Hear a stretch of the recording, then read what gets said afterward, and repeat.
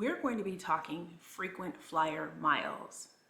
Are they still worth it? If you've been sensing a lot of frustration with your frequent flyer miles, then this video is for you. We're going to dive into the frustration. We're also going to talk about dynamic pricing and how that has been impacting your reward and what the Department of Transportation, DOT, is doing all about it. So if you want to know what's going on with your reward program and what the future looks like for it, please stay tuned because I've got all that information and so much more in this video.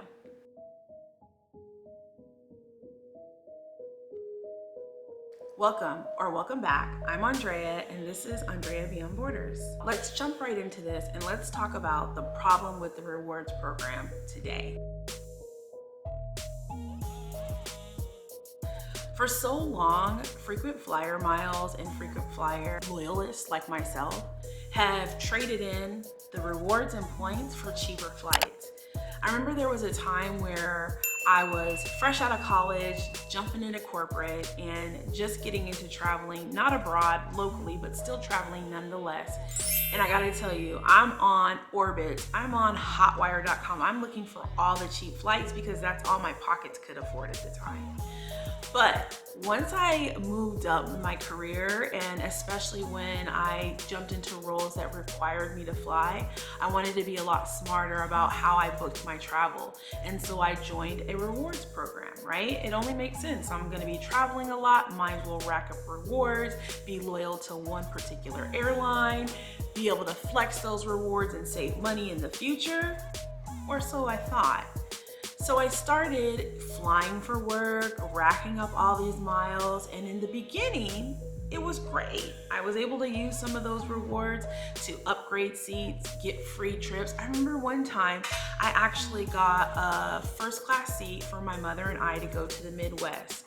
Well, guess what? Fast forward to today, you can't do that anymore with your rewards. The dynamic pricing is all over the place. And so that really has been impacting loyalists like myself and what we're able to get with our rewards. One day you're able to get a whole flight. The next day you're barely able to bump your seat up to premium comfort. So it's just like, what's going on? Is it even worth it anymore to skip out on getting those cheaper flights on Hotwire and Orbitz and Cheap Air and Cheapo Air and all those other sites? Is it worth it to forgo those sites and stick with one company and pay a premium just to get the rewards that don't really pay off in the end? So what's dynamic pricing? Dynamic pricing means the value of your points can change depending on demand, timing, or even the flight itself. A flight that costs 50,000 points today might cost 500,000 tomorrow, making it nearly impossible to predict or plan your rewards. And that there is where the problem lies. People are being loyal to airline companies, thus competition is being rooted out because we're thinking that if we stay loyal, we buy from this particular airline, we rack our miles, we'll be able to cash in on that and get a free trip or a free upgrade that is to our best interest, or access to the lounge. Listen, I'd put my iPad down for that. The lounge access, the way they have stripped that from us is just criminal. It is absolutely criminal. When I first started and joined with a miles program, the lounge access was available to the level that I was applying for. Only months later, they actually removed it and bumped it up to the next level. Then I got a card in the mail that said, hey, if you upgrade your credit card to this status, you'll now get this many miles, you'll get access to the lounge, you'll get all of these things. So I was like, okay, let me do it. It is a little bit of a premium. I do have to pay annually, but I'm gonna get all this access, right? No, they moved the tier up again. It's the moving goalposts. Like, you never even get what they're promising you because they're constantly moving it up. And why, you ask? Why is the goalpost always moving? Well, let's talk about it. I was doing a little bit of research because I wanted to understand why exactly is the goalpost moving? Why am I not able to maximize on my rewards? Why are more and more things being stripped away from the rewards program that I once signed up for. And here's what the experts are saying. Experts point out a few reasons. Airlines recovering from post-pandemic, increased demand for flights, and the introduction of enticing credit card sign-up bonuses that flood the system with points. This has been leading to a logjam where airlines had little incentive to make more point seats available. So who gets impacted? Us. I can't tell you how many videos I've seen on YouTube talking about basically what I call smart travel. And a lot of the tips that other travelers are suggesting is to gain your rewards, gain your miles. Don't just go out there clicking and finding, looking for the cheapest flight. Make sure you have a loyalty program. And I'm not saying anything's completely wrong with that, but I would just say do your research. Start watching how much it takes to get any particular flight or an upgrade. It does not hurt to go and do the research in advance. I'm all about doing the research and pre-planning. Read up on the airline company that you're interested in joining their rewards program. Look in the news and see how much they've changed their reward program. See how many times they've moved the goalposts, and then make a decision. Is that something that you want for yourself? Or look at what level, what tier you would enter in and what you get access to. And then you make the assessment whether that's good enough for you. And then once you said, okay, I think this is great for me, go test it out. Go on that airline site and look at some cities that you travel to often or cities that you're interested in traveling to, and see how many miles you need to get to where you need to go, or see how many miles you need to upgrade. That will inform you on whether it makes sense for you to join that particular airline company. But here's the thing, in this day and age with all that's going on, it might not be the smartest way to travel.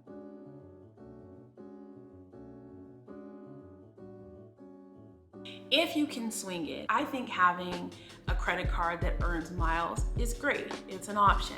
I think you need to flex your consumer power. In addition to your miles credit card, I think you should also have a credit card that earns cash back. And here's why. If your airline company is showing you, one, prices that are higher than what you can find on some of those other sites, and on top of that, your miles for that particular airline company are really not benefiting you, then really what you're doing is you're kind of wasting money. You should flex your power and your option. And that's why I think having a credit card with cash back helps, because you're earning cash on your purchase versus miles. So when those miles aren't working out for you, you actually have cash that you can use on a purchase. So for example, I have an Amazon Chase credit card that earns cash back. And so that cash back can be used on Amazon, for example, just as an example. So I can see when I get ready to purchase something on Amazon, I'll see, oh, you have this much cash back. Do you want to use this on this purchase? And sometimes I do, sometimes I don't. Sometimes I save it for something else. But you acquire that cash, and that cash is king. I want you to say this with me, cash is king. So you can use that cash to buy a ticket. You can use that cash to upgrade on a flight.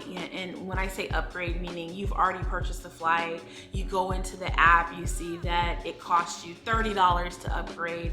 You've got $500 in cash sitting there that you've earned. You can take $30 from that $500 and pay for that upgrade. Versus the miles, depending on what time of the day it is, depending on what's happening in the market, it could be 500,000 miles. Well, not 500,000, I'm gassing it, but you get the gist, right? It could be 30,000 miles just to upgrade your seat to premium comfort.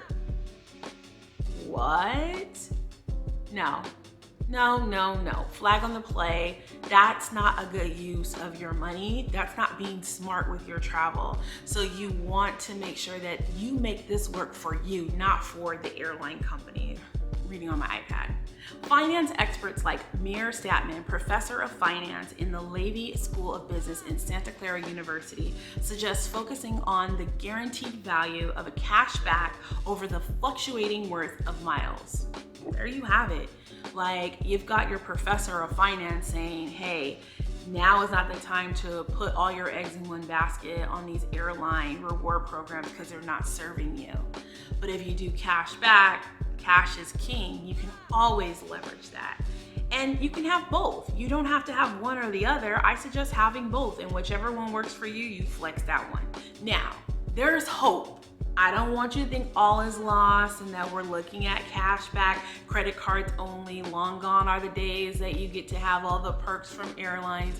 That's not the case. At least it's not for American airline companies, and I'm gonna tell you why. There's hope that DOT's investigation, and DOT stands for Department of Transportation, investigation will push airlines towards greater transparency and fairness. But for now, travelers will need to weigh the pros and cons carefully. And that's kind of where we've landed. I think that before you sign up or before you continue on being strictly with one airline company, you've really gotta figure out if this makes sense for you. And I think a lot of us consumers are realizing that it no longer serves us. And so what are other ways for us to cash in, unintended, on our airline flights that we're purchasing? And that is by looking at your cash back credit cards. Getting that cash back is going to be able to allow you the freedom of purchasing tickets. And also, let me tell you, you're saving money as well. You're earning cash back and you're saving money, because now that you're no longer going with those premium sticker prices just to be a part of the rewards loyal program, you now open yourself up to the best deals out there on the market. And then on top of that, you're getting cash back. It's a twofer. Like, who doesn't like a twofer? I love a twofer. Buy one, get one. Love it. So I would just say, make sure you're looking at and reading all of the fine print when it comes to your rewards program. Does that rewards program offer you what you're looking for? Is the pricing working for you? Does dynamic pricing impact your rewards? Is it consistent or inconsistent? Are you finding yourself getting more of the short end of the stick, or are you getting what you expected to get out of those rewards? If not, look into your cash back and see what that looks like. What percentage are you getting back on all purchases? And how can you use that cash? Is that cash available to use on any purchase, or is it only on specific stores? All of these things you really want to take into account, but at the end of the day, it's all about building your smart travel and making sure that it works for you. In summary, I love an in summary. In summary, airline reward programs are more unpredictable than ever, but staying informed and adapting your strategy, you can still make the most out of your travel perks. So let me ask you this. What do you think about the state of airline reward programs? Drop me a comment down below and let me know how it's working for you. Or if there's a reward program that you love, please drop it down below and let me know why. All right, that's all I got for you in this travel video. I hope you learned some things. I hope this helps you as you make decisions for 2025 on how you're gonna book your smart travel. Make sure you subscribe and like if you enjoyed this video, and turn on your post notifications so you don't miss more like this. Thank you for watching, and as always, travel smart, travel far, and I'll see you beyond borders.